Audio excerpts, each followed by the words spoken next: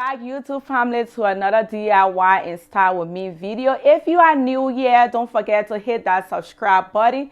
Turn on your bell notification so you won't miss an upload from me. Like, comment, and share this video. Today, I'm going to be doing a peel and stick backsplash. I live in a rental property and it's not much you can do, but your girl will give him permission to do this. Before you go ahead putting stuff on the wall, you want to ask your rental office if it's okay to do any kind of backsplash or change your light bulb or whatever. Just make sure you ask.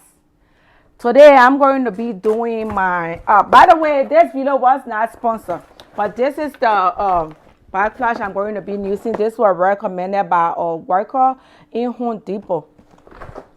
If you want to see how I turn my side kitchen wall into a fabulous one, just keep watching. When you start to put your backsplash on the wall, you want to make sure you get everything out of the way, all plugged in from the wall. You want to make sure you got your place cover off the wall. You want to clean your wall, make sure it's dry. Take your store away from the wall so you have a clean space to work with.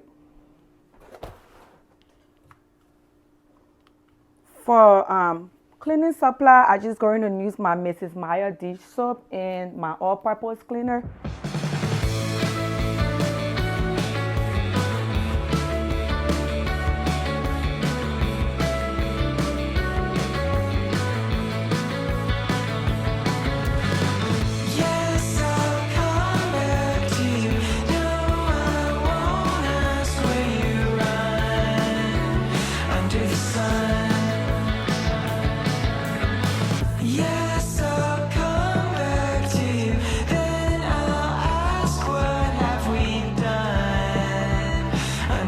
Sun.